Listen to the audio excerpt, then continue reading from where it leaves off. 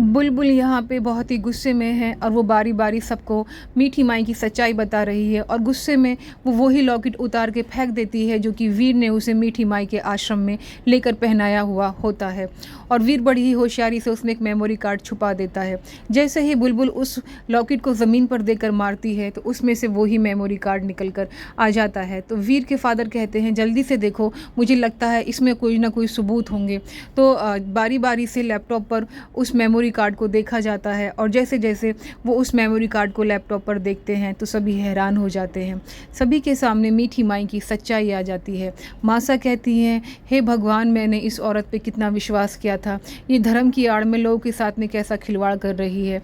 मैं वानी को भी वहाँ पर लेकर गई थी और मुझे विश्वास हो गया था कि मेरी वानी वहीं पर ठीक हो जाएगी।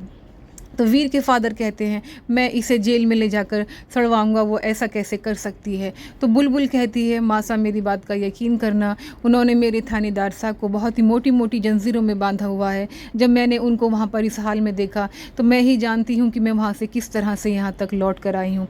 और मासा एक बात और है जो मैं आपको बताना भूल गई, उन्होंने मेरे थानेदार साहब के जैसा बिल्कुल एक बहरूपिया बनाया हुआ है, बिल्कुल हूबहू वो थानेदार साके जैसा ही है। और उससे मुझे मिलवाया तो मैं हैरान हो गई। वो मीठी माई बहुत ही ख़तरनाक है और मैं आपको क्या क्या बताऊं, मुझसे बताया भी नहीं जा रहा है। तो वीर की माँ ये बात सुनकर रोने लगती हैं और सभी लोग बारी बारी से लैपटॉप पर उसी मेमोरी कार्ड को देखने लगते हैं। सभी लोग यहाँ पे डिस्कस कर रहे हैं कि कैसे मीठी माई को जेल की सलाखों के पीछे भिजवाना है। और यहाँ पर वीर के फादर बहुत ही गुस्से में है। वो कहते हैं कि मैं अभी जा रहा हूँ और मैं इस मीठी माई को ठिकाने लगाता हूँ। तो वीर की मासा कहती हैं, अभी रुको, ठंडे दिमाग से काम लेना होगा, क्योंकि वो बहुत होशियार औरत है। जब उसने इतना बड़ा कदम उठाया है तो उसने ज़रूर कोई ना कोई जाल बिछाया होगा। हमें बहुत ही होशियारी के साथ में इस मीठी माई से निपटना होगा। तो बुलबुल यहाँ पे कहती है, मैं उसको ऐसे नहीं छोड़ूंगी। उसने मेरे थानेदार साहब को इतनी चोटें पहुँचाई हैं, इतनी तकलीफ़ दी है, इतना दुख दर्द दिया है, तो मैं इस मीठी माई को ऐसे तो बिल्कुल नहीं छोड़ूंगी। मेरे विश्वास का उसने कैसे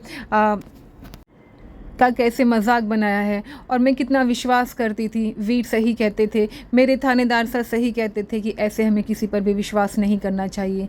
बुलबुल यहाँ पे बहुत इमोशनल हो रही है।